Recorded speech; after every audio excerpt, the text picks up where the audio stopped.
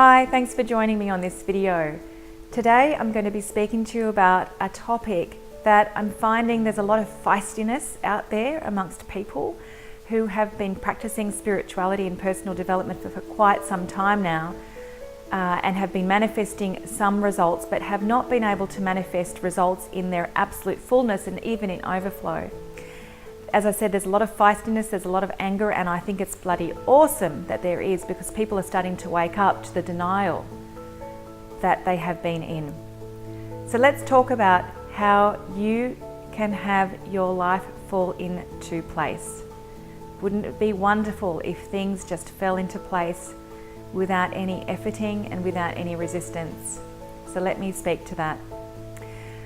I took my mastermind clients away on a retreat about 3 weeks ago, and I introduced the premise that you are everything, and as such everything is available to you when you know yourself to be everything. We have had the most extraordinary results occur within that time. I've had one client manifest $200,000 worth of revenue within 10 days of her making that choice. Now, this goal was to be achieved by the end of the year, as in 12 months' time. It was achieved within 10 days.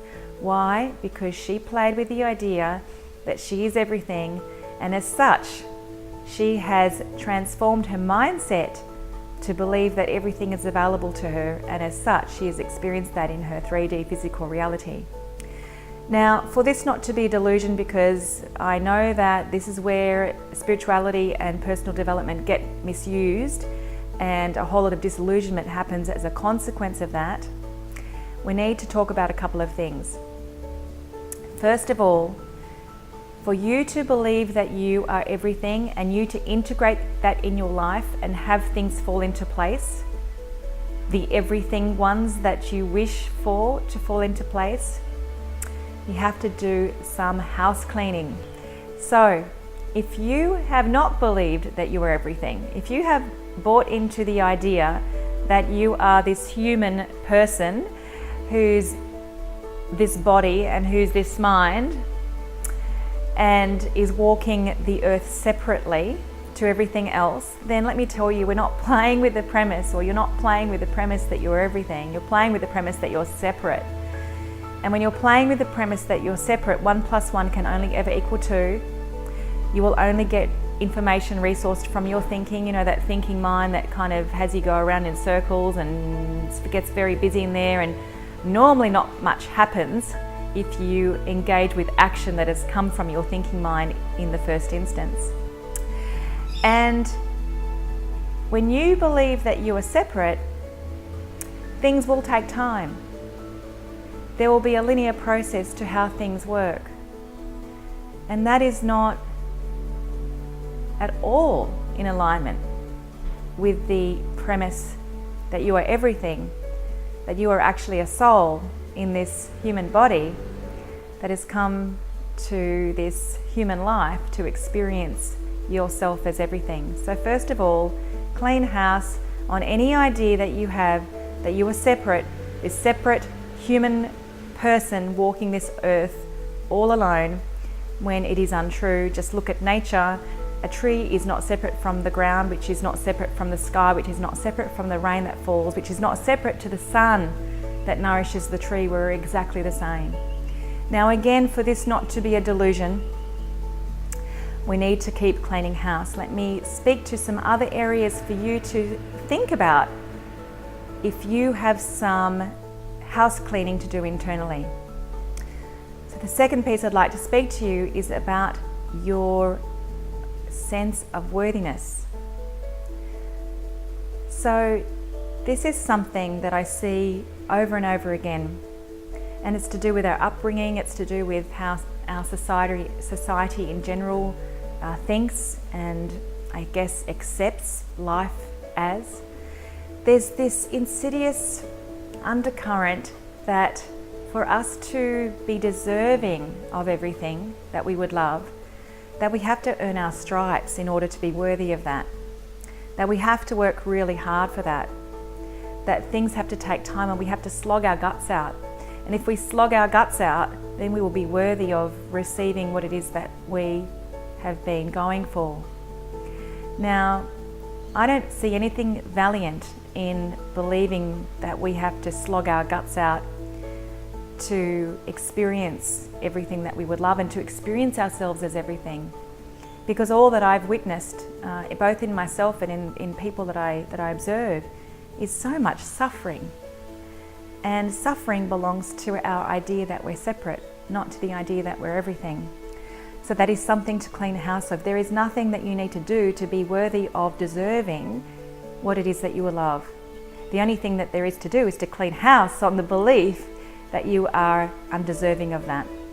So that's the second thing to clean house on. The third thing to clean house on is really, really important. You really need to start getting honest on this one, because if your focus is on the pieces that I'm about to speak on or speak to, your focus is not being everything.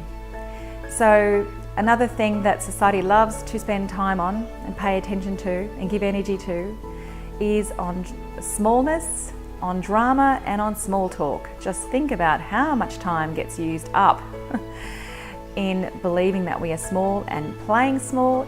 Just think about how much time and energy gets played out in small talk and in drama. I reckon that most of somebody's time in their day would have their heads engaged with those dynamics. Now, if you're focused on your smallness, if you're focused on if you're focused on small talk, and if you're focused on drama, you cannot be focused on being everything. So please get real with what you pay attention to.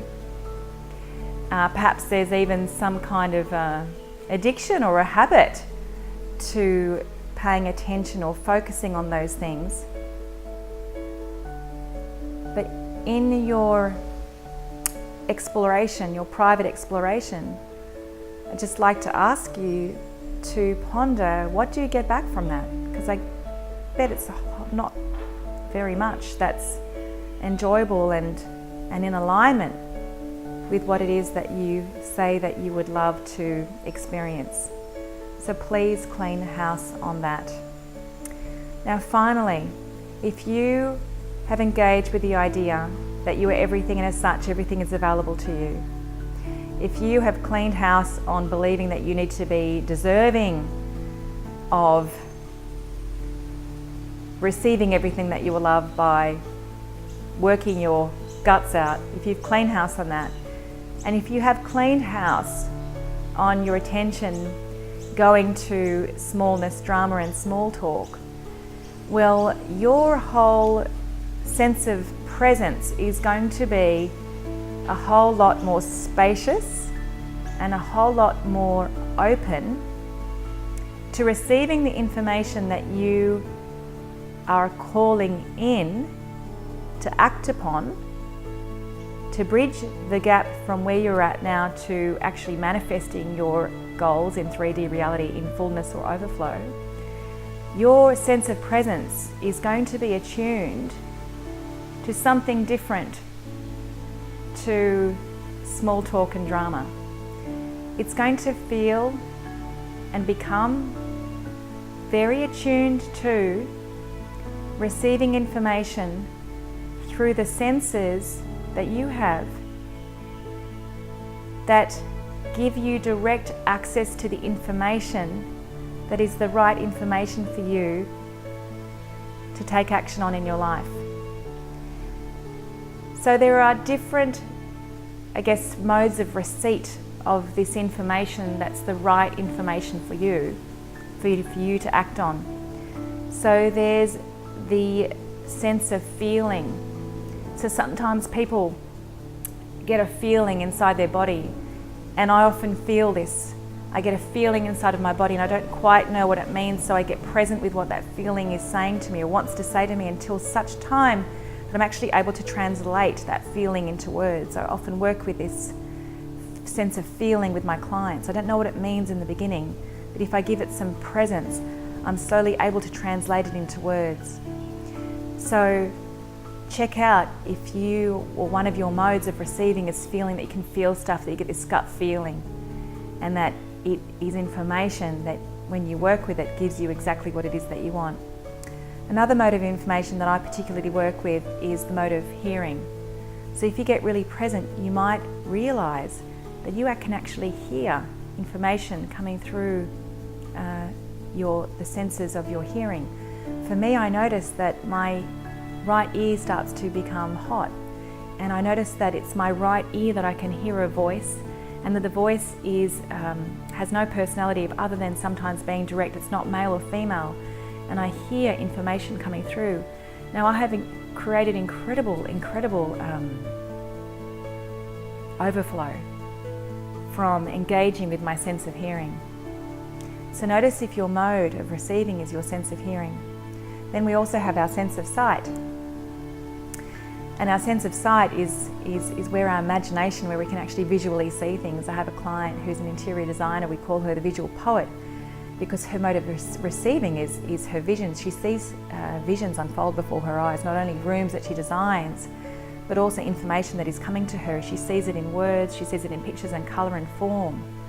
And she's able to translate what those images mean to her, that she can pay attention to and then act upon.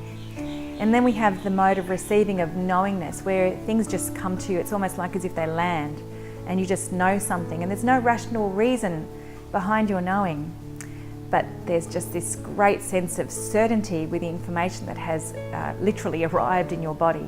So pay attention to if one of your modes of receiving is knowing. Now, if you work with feeling, hearing, seeing and knowing, your whole attention is placed on your everythingness, and you are receiving information from your everythingness. And if you act upon that information from your everythingness, now let me tell you, this is all your intuition speaking to you, and your intuition wants you to play big.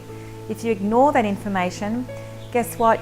Those modes of receiving are going to close down. They're not going to become available to you because your focus will be on something else, probably on your smallness, probably on separation, probably on drama and small talk.